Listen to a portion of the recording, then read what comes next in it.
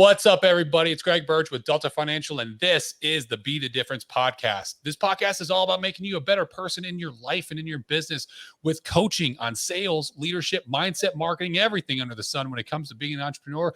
And we bring on guest speakers. Today, I've got the legend with me, Mr. Scott Bywater. Scott, how you doing, brother? Hey, Greg. Yeah, thanks to be here. And I'm pumped after that intro. So, I appreciate it. Yeah, I love it, man. I love the energy.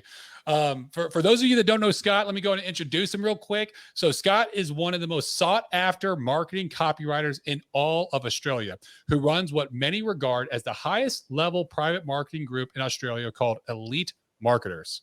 He is the creator of the online Simple Email ROI System course, and over the past 21 years has written for gurus in leading companies including Kerwin Ray, J. Conrad Levinson, Mercola.com, and the Learning Annex. He's an in-demand speaker who has presented at James Schramko's Super Fast Business, Dale Beaumont, and Ben Simpkins Masterminds, and is on a mission to help coaches, consultants, and course creators leverage their most undervalued asset, their email list, without being pushy or salesy. This is going to be an exciting podcast. I've been actually dabbling in some email marketing, so I'm going to try to learn as much as possible right now. I love it. Yeah, no, I'm looking forward to it. So you started in email marketing. You've been doing it for 21 years. 20 years of marketing. Talk about how you started and how this even came to fruition. Yeah, no, absolutely. I'm not sure if I've been doing email marketing for 21 years because I don't know if it's been around for 21 years, but probably not. Yeah, it's close. It's close. So it probably was around when I started, but so really I got into this. I started out, in my working career, really in sales and marketing. So I did the hardcore. Door-to-door sales. I did the hardcore cold telemarketing, all of that sort of thing. Yeah. And some corporate sales, et cetera. Then when I hit about 24, I was, I sort of moved into marketing consulting, and really just sort of, I had a long story short, I had a hairdressing salon. Then I thought, that sort of went a bit pear-shaped. I moved into marketing consulting. I was struggling, and then my wife sort of looked at it, saw this job ad for a copywriter, and she's like, "You've got to go for that job." So, long story short, I went for the job. The HR manager didn't like me, but the copywriting manager did. I didn't get the job, but I got the confidence. I hung out my shingle as a copywriter and started positioning myself that way. And from that moment, Greg, one of the things I realized is the power of positioning and the power of hitting the right market at the right time. Because admittedly from a low base, but my income went up 10 times overnight. It was almost like I called myself this and bang, everything changed. And that's where, obviously, we all know, right, in marketing, the offer is so important. Having the right niche is right important. So I sort of hit the market at a certain time when everything came together, and it was like I was a genius, which I wasn't. I was just right place, right time, right market, right niche. So that's my story, and then the rest is history. I latched onto a good thing, and I've stuck with it ever since. I love that, man. That sounds fantastic. And so you had some pretty early success that was able to catapult you into a continued career in marketing. Talk a little bit how did you develop that niche? Because a lot of agents that I talk to, and even myself, when I dabbled a little bit in marketing. I know enough to be dangerous. And I've done funnels, ad funnels, VSLs. I've done email marketing before. And I had a course that I taught that I took, but a lot of it's been self-taught just by going to YouTube University, right? And when I first started, it was very difficult for me to pick a niche. I'm like, but I can sell to anybody, and that's the wrong concept, right? You can't even though you can sell to everybody, you don't want to sell to everybody, right? You want to attract the right people, those early adopters, those early innovators. When you look at the law of diffusion of innovation, and you want to track those. How did you develop what your niche was? Yeah, so really, I mean, I got lucky with that really. Like I was 24, I wasn't exactly experienced or anything like that, and I hit the market. I mean, really from a niching perspective, if you look at what actually happened, was that I hit, you hit the market. There was not many copywriters at the time, and there was a high demand for writers. So if you look at back at, let's say, Facebook ads, not now, but 5, 10 years ago, whenever it was that Facebook became hot. In the beginning, there was no one who was any good at Facebook, and there was like a massive demand, right? And now it's changed. Now there's a lot of Facebook agencies, but if you can position yourself at that right point in time, then you can sort of ride the wave, because you get the clients, you get the reputation, you get all of those sort of things. Yeah. Now, right, so it's looking for that gap in the market, or like the blue ocean, if we like. So you're not swimming in this red ocean where it's like competition, you're commoditized, you're seen as like one of everything. You're in a blue ocean as such. So like a recent product I've created is like is all about AI email copywriting, which again is really hot, and nobody's really teaching it. So again, it sits in that blue ocean sort of category. So if you're in, let's say, like an insurance agent, maybe it's looking for where the pain points are of your target market, and going, where are they in pain? And maybe there are particular niches, or maybe there's, I don't know, that like there's accountants are worried about insurance because they get sued by their clients, or they get something happen, and nobody's really addressing that issue or the issues that they face. Then maybe you can niche in on something like that.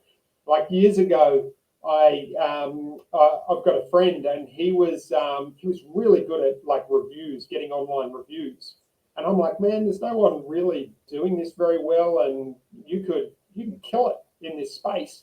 And I could sort of see the gap, and he's gone in there and he's like, oh, I mean, nothing sells more easily than this. Like it's so easy. So you can go out there, and the hard way is to try and be one of many. But if you can put yourself in a position where you're in demand, so people are chasing you rather than you chasing them, is really what you want to aim at doing. Yeah, I know. That's a great way to break down how you can kind of identify a niche, or identify how you want to attack a niche with your marketing. When you had that success, how did it transition into your email, your simple email ROI system that you had?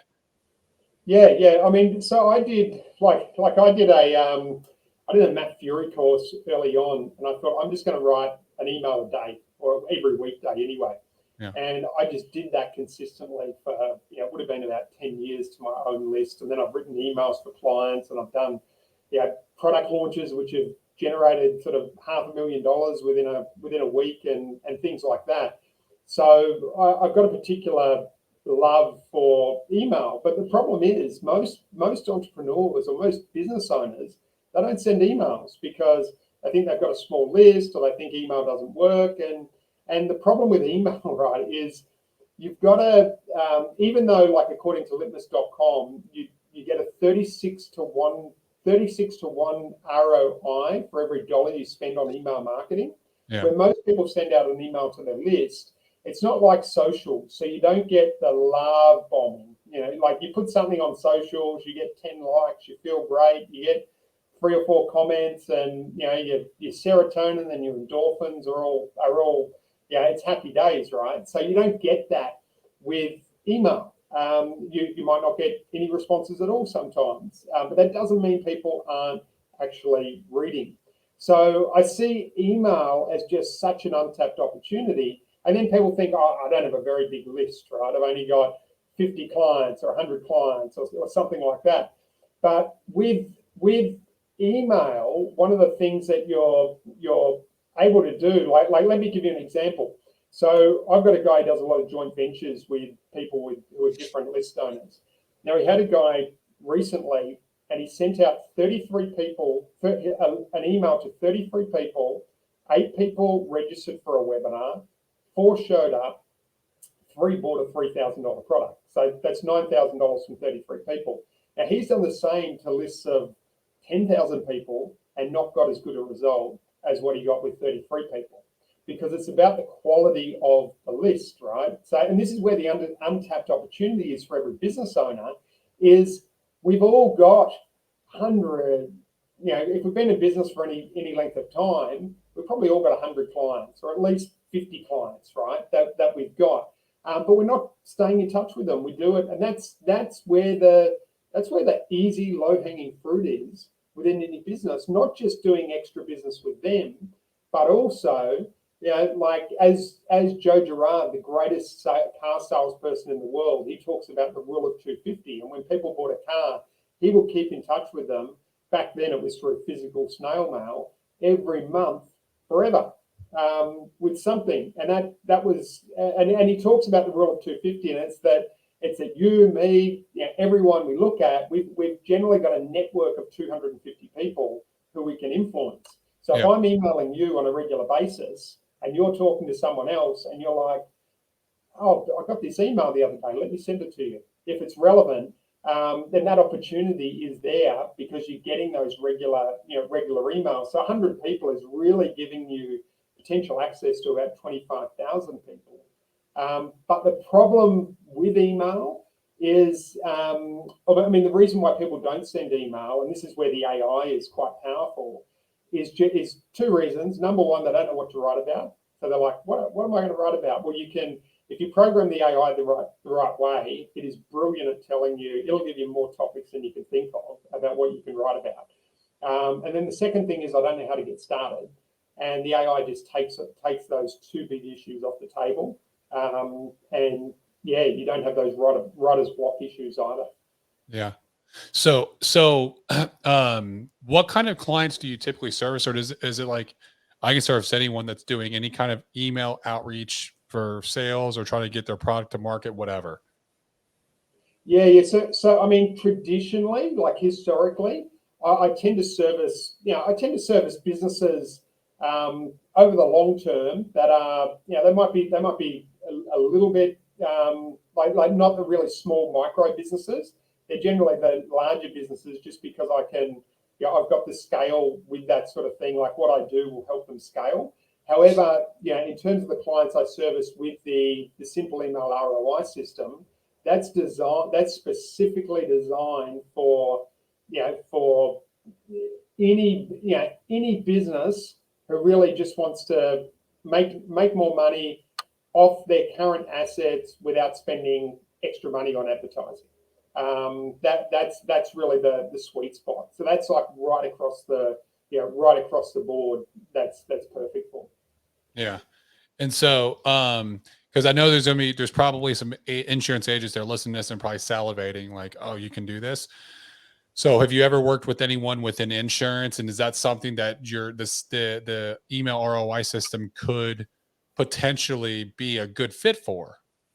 Yeah, no, absolutely. So I've worked with some clients in insurance. Yeah, definitely. In terms of the simple email ROI, let me look at this from a insurance agent's perspective. So let's say one of the best things you can do is look at all the questions you got asked over the last week, right? Like from an email perspective.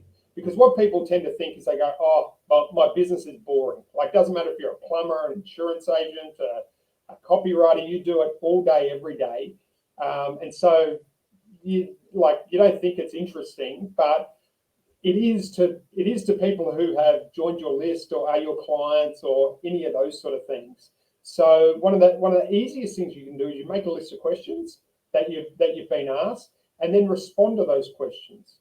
And you can get the AI to answer a lot of that for you, but then also bring in some of your own authenticity into that mix as well. And that's really, really powerful. So yeah, it's all those things you do on a daily basis. Yeah, all the funny stories, right? If you're an insurance agent, you might hear funny stories. Like share them, share the stories that are happening in your office. Like the big thing is to be human. So yes, use the AI as a tool, but also bring in your humanity, bring in your authenticity, because that's what makes you stand out from the from the competition.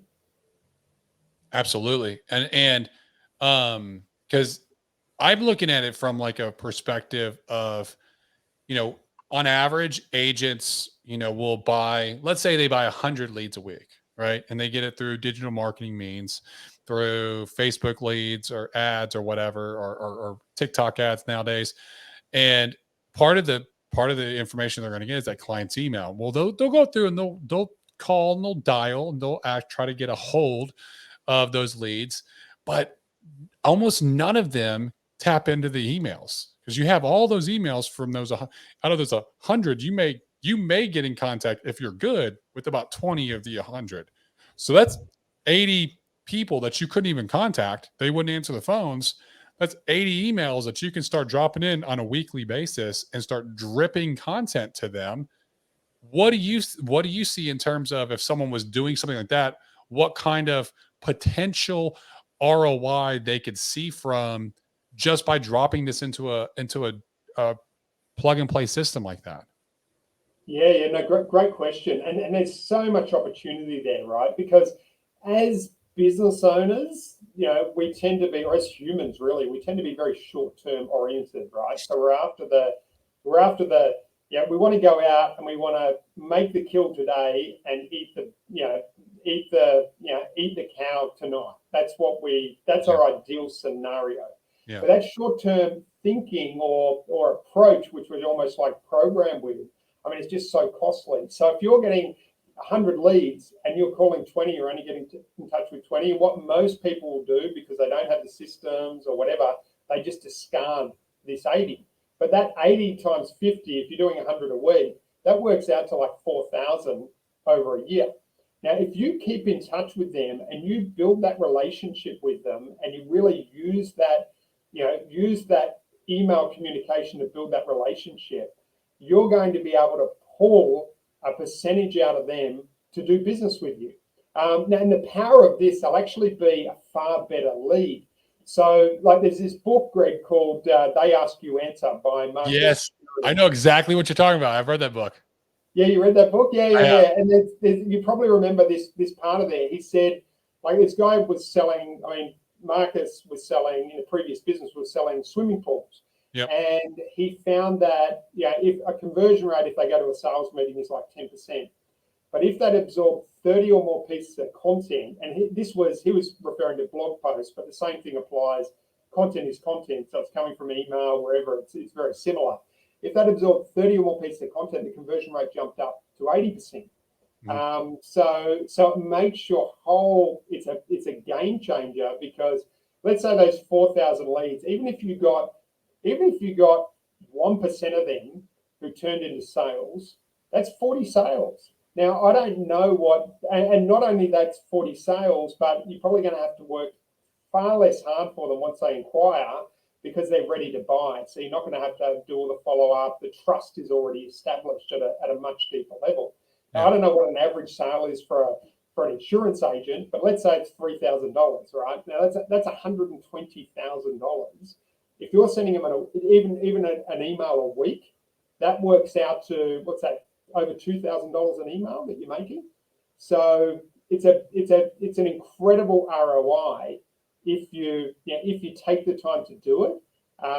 It can get a great ROI. And what you could do is you could put everyone who doesn't answer your call, you could put them into, let's say, 5 to 7 email sequence to try and get them to the appointment, right? Okay, they're not answering my call, bang, bang, bang, bang. And then if they don't do that, you put them just into the nurture, into the nurture sequence. So that 5 to 7 could be automated. And then the rest you just send out like on a week-to-week basis to the entire list. So basically like a decision tree, like, hey, if they click on this link or they schedule a time, then stop the email sequence. If not, then by this time, send out this email. And like you'd have like a decision tree every 24 or 48 hours or something that would just content, content, content, content, content until it gets to a certain point, and then it's just drip and a continuous drip, like a weekly, is what you're saying? Yeah. And in something like, there are CRM platforms, like, for example, I know HubSpot does this, where it's like almost like they call them sequences, I think. So where you can, like, I can send you emails, but if you reply, it stops the sequence, right? And then it moves into the personal perspective. Yeah. And then there's other CRMs where we'll just keep going with them. But in that sales process, you're probably better off looking at one of those sort of like sequences. So you send them the emails for the 5 anyway, and if they reply, then it takes over to the phone thing. Because if they reply and then you send them a last email and say, hey, this will be the last time I'll be contacting you about this, and you just talked to them yesterday, it's sort of a bit out of sync. Yeah. But yes, that's that. But then the ongoing weekly, they could be just put through any CRM system. That's sort of like keep in touch sort of thing. Yeah. Yeah. No, it makes sense. So what is something, what do you charge for? Because I'm sure there's agents going to be like, I want to get into this email system. What would that cost? Like an individual user that says, hey, I just want to get access to it in order to start emailing my leads and see if I can get any kind of ROI from the leads I currently have. Yeah. So right now it's about 1,000 Aussie dollars, which is where I call them Aussie pesos. So in comparison to the US, I think US to Aussie is like 1.3, 1.4, something like that. So it probably works out to $700-800 or something US for the actual program. Yeah. And and that covers everything. Like literally. Like on one of the modules, we spent about 20 hours to get the programming right for the AI, because it's one thing to know how to use the AI. It's one thing to have access to the AI. It's like me jumping on using a power tool, right? Like going out there and I don't know how to use it and I cut off my arm, right? Which can happen. So you got to have. So this is really the training on it. So it goes through. And it shows you how to do the email blueprint to program the AI. It shows you how to do the research beforehand, what pages, like there's templates of what pages to actually send them to book them in for an appointment. How to do, I call them cliffhanger, like how to do all the calls to action and all of that sort of thing. So it's how to come up with all the ideas for what emails to actually write. So it's quite a comprehensive process that it takes everyone through. That's awesome. That's awesome. And that's actually a great price. One sale will cover that cost, and then it's just complete profit from there. Yeah, exactly. And I am planning to increase the price over time, but I really just want to. My aim at the moment is just to put as many people through the program, get case studies, get it all up and running, and then it's extremely comprehensive. When you actually see the technology like real time, people's like mouth just drop. It's like, you can write emails like that, that quickly. So it's quite impressive. And to put that into context, like when I do one-on-one emails, like if I do proper sales emails for clients, I mean, you're looking at a fee of like $500 an email. Yeah. So it's just like, it really makes it I think the business owners that jump onto this sort of technology quickly get a real edge, right? Because their competitors aren't going to be doing it, or they're not going to be jumping on the wave quickly. So there's like that 1, 2, 3 years where you can have a real edge over your competition. Yeah. No, I love that. I think that's awesome. That's awesome. The when it comes to emails, right? What would you in the system? What would you say the actual approximate kind of response ratio that someone can look at when they first start, or what they're going to build up to over time if they were to utilize it? Yeah. So in terms of, I think the whole thing is, like let's say you've got a list of 500 people. Mhm. It's hard to, it's hard to say, oh, you're going to get this many people reply to this email, or this many people actually reply, because it depends on the email focus. So, for example, there's long emails with, where you're not asking for a response, and that's going to get a very different response to, let's say, something that's like it's something that's like a short email. For example, there's one email I sent out last week, and it would just have the name Greg on it. And then it said, "Hi, Greg, are you still interested in AI email copywriting? Scott." So it looked very personal. There was no thing that it wasn't a personal email. And that got, I don't know how many, they got dozens of replies, right? In terms of the actual responses to that. Whereas you send out your typical email, and you might only get one or two people actually replying to it. But when you actually send it out, and you get a lead come through, like even if let's say they got, in the example you did before, you had 4,000 leads coming through, and you got a 1%, that works out to like a 6-figure ROI, which is phenomenal. No, that is phenomenal. That's a great way to kind of position it, just to show the power. I mean, what would you say the email open rate is? I would think like 3 to 5%. Like is You generally get a lot higher than that. Like 10% is probably average. okay. I know people who are getting 30, 40, 50%. But it all depends on the relationship with your list. So if you've got, let's say, a list of clients and a list of subscribers, you're going to get a very different, open rate between them. Because, like, if we're, like, let's say we've known each other for 15 years, Greg, which we haven't, but let's say we had, and we're best mates and all that sort of thing. If I send an email through to you, you'll probably open it, right? Because you're like, hey, I know this guy, I got a strong relationship, I want to know what it's about. Yeah. Or if it's your most important client, you're probably going to open that email.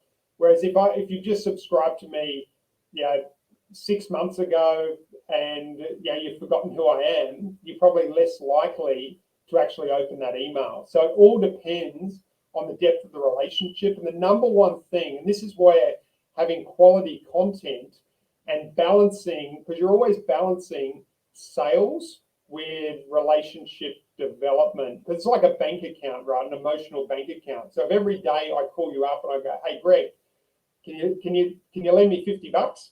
And I call you up the next day, pretty soon you sort of see my phone, my number come up on your phone, and you're like, I don't think I'll take this. I've got more important things to do. So it's like that emotional bank account. It's very similar with email. It's like Gary Vaynerchuk talks about it from a social media perspective, and he goes jab, jab, jab, right hook. And it's very similar with email. Is you're giving content, but then you're putting in sales pitches.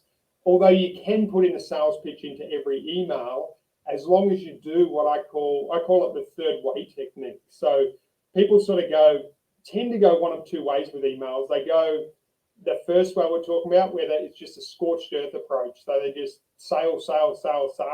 Yeah. And what happens is they burn their list out, and then it's like the example I gave before. You see the phone number come up or the email name, and you just don't answer it because there's no real value in there. The other one is they have the love letters approach, and the love letters approach is just like, hey, I'm just going to shower you with love and never ask for anything, right? And if you don't make offers, if you don't do anything, well, you tend not to make any money. So I've developed an approach called the third way, and what that does is that goes right down the middle of the two, where you're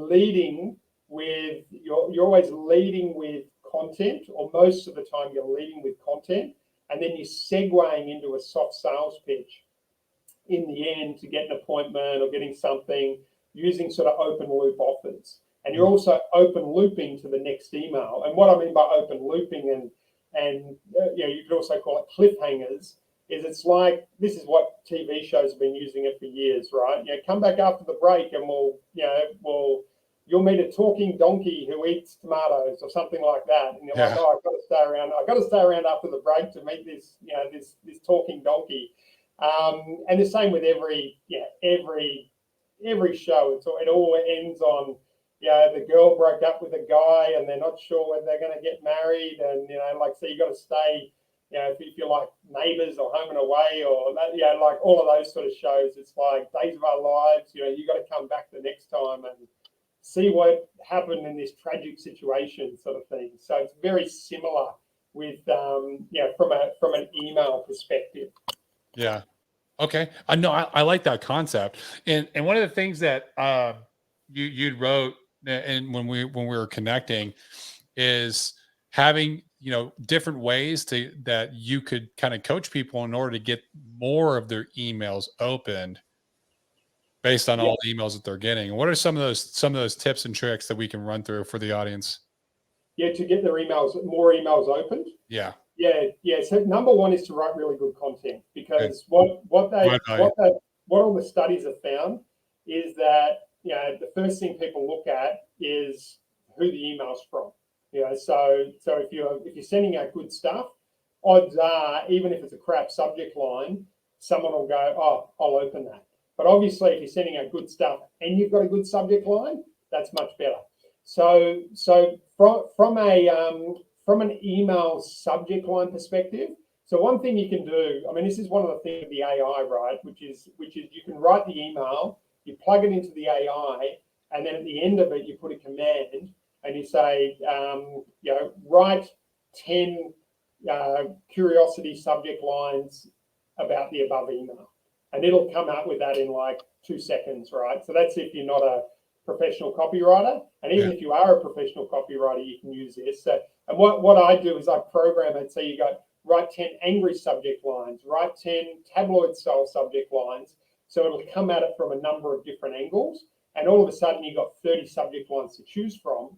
You can go through it and you can go, okay, what are the top 5? Okay, they're the top 5. Okay, what's the top 2? What's the top 1? And you can do all this literally within minutes, really, really quickly. And then there's your subject line. Yeah. So, and you can even come up with 2. Like what some people do is they'll write one email, and then they'll send another email the next day to everyone who doesn't open the first one, with a different subject line. So you can come up with them really, really quickly. Mm-hmm. And there is one word too that you can use in your email subject lines, which I'll tell you about at the end. If you remind me, I'll tell you about at the end. But that's probably the most valuable, or probably the best word to use in the email subject line. Okay. So basically, having great content, making sure it's providing value, having a good subject line helps, obviously. Yep. When someone wants to start an email marketing, what's probably the biggest question that you get, and then the number one tip that most people need when getting started? I think there's 2 things that hold people back. One is they don't know what to write about. So they're like, oh yeah, like you've got all those beliefs as well, right? Like, I'm not a good writer. I don't know what to write about. All of these sort of fears, because it's mainly psychological. And then there's also like the fear of rejection, the fear of saying the wrong thing, the fear of all of these sort of fears that hold people back. So number one, you need to overcome those fears to put yourself out there. So that's step one. And then like one of the reasons why AI is very powerful, particularly for the beginner, is it takes away all of that. Like you can plug it in if you program it the right way. You can say, hey, give me 10 ideas for email topics about this particular about, like, let's say in your example, like let's say with insurance agents, what do their clients want to know? What's something their clients want to know? It could be, I'm trying to think of some questions that clients always ask. They always ask questions, about like, hey, how quickly will this pay out after I pass away? You know, Yeah. What happens to my term policy if I outlive it? Can I transition it? So, So so that's a good one. So what happens to my term policy if I outlive it, right? So you could say, give me 10 topics that I can write about what happens to my term policy if I outlive it, right? And then the AI will give you 10 topics, right? And then there's 10 emails that you can actually write, that you can write to specifically. And yeah, then you can plug that into you can create an email blueprint, plug that into the AI, and you can start writing get the AI to actually start writing your emails, and it overcomes that writer's block. Now you're going to want to put some of yourself in there. So the way it works is it's like a Google Doc, right? So it writes it for you, but then you can write yourself in there. Then you can get the AI to help you with it with a little bit more. But it overcomes all of those frustrations which stop people from writing emails, because it's quite intimidating if you're a non-writer to look at a screen and go, "What am I going to write?" Well, that problem is no longer, right? Yeah, like it will literally, if you know what you're doing, you don't have to deal with that issue anymore. yeah, no, absolutely. That's a great way to put it. Especially, I like that you're referencing "They Ask You Answer." I don't meet a lot of people that have read that book. Great book, Yeah, by the way. Great marketing book. The way he breaks down how he built out his website with the blogs and how it changed the entire sales process for him. It's a great tool if you're looking to build out your own website that can be a lead generator for you, just by doing blogs that answer all the questions that you typically did get during the sales process, so people can do the research on their own.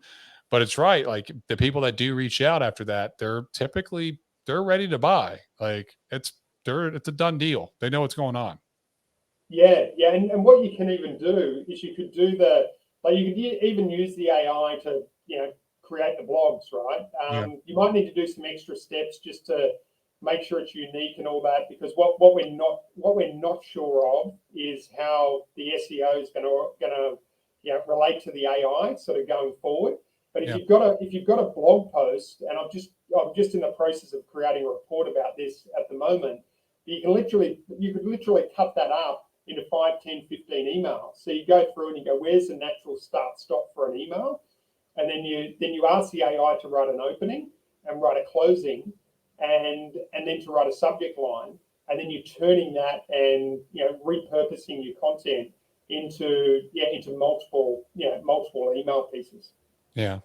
No, I love that. This is a lot of, I mean, this is some great information when it comes to email marketing, and it's so untapped within insurance that I know of, that have all my experiences. People just are not doing this effectively. And having a system like this is something that can literally be a game changer, not only for an individual agent, but an entire agency.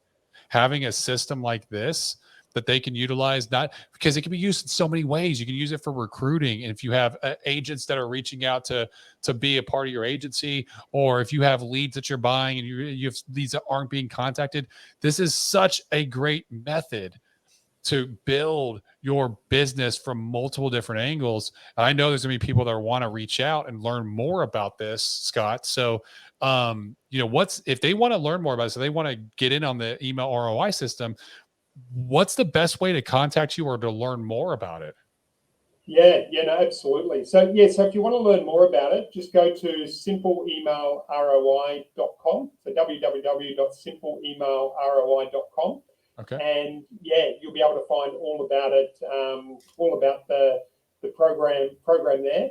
Or if you want to reach out to me directly, like my consulting website is copywritingthatsells.com.au, and my email is scott@copywritingthatsells.com.au. So just either way, and happy to help.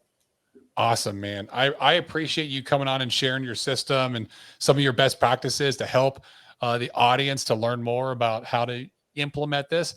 this is something I'm now looking into. So I'm like, dude, I'm really sure you're going to be hearing from me, because this is just a phenomenal system that can be used in so many different ways. So I appreciate you coming on and sharing everything, Scott. The last question that I ask all my guests is: you have an opportunity to sit and learn from, break bread with, have a great conversation with three individuals, anyone in history, alive or deceased. Who would those three people be and why? That's a great question. I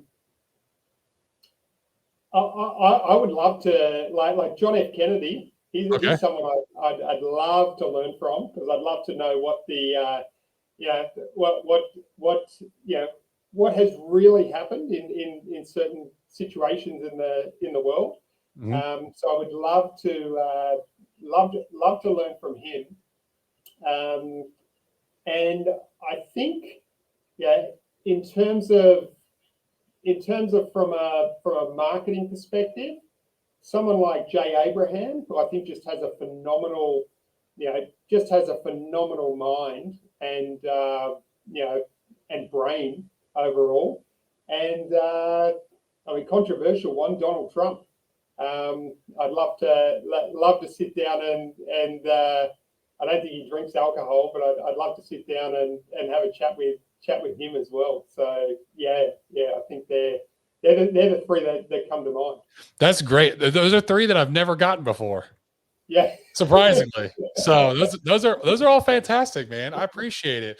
Well, Scott, thank you, brother, for coming on. And I look forward to actually, probably working more with you in the future based on this system, because I think this is fantastic. And I'm pleasantly surprised, like coming into this, I was reading your bio and I was like, oh, this is going to be a good one. I'm really intrigued by marketing, and just being able to have this conversation to learn more about email marketing. This is right going into my wheelhouse of what I'm looking to do. So thank you for sharing all your wisdom and experience, man. And for the audience, for those of you listening, this was fantastic educational content that is also applicable to your business right now. And if you got any value that you're able to learn anything, grow, change your perspective, or maybe encourage you to step outside your comfort zone and look at the email marketing to scale your business in a different way, then do me a favor, share this content with somebody else that can also get value from it, because we grow by word of mouth. That's how we grow this content. And you never know, you could inspire somebody just by sharing this content, and it could change their business just by you doing that. It takes you 60 seconds to like, review, share, and push this content out, but it means the world to us. And I'm sure Scott can be able to grow his business a little bit more with more people looking at utilizing his services. So this has been the Be the Difference podcast. I'm your host, Greg Birch. Until next time, we'll see you.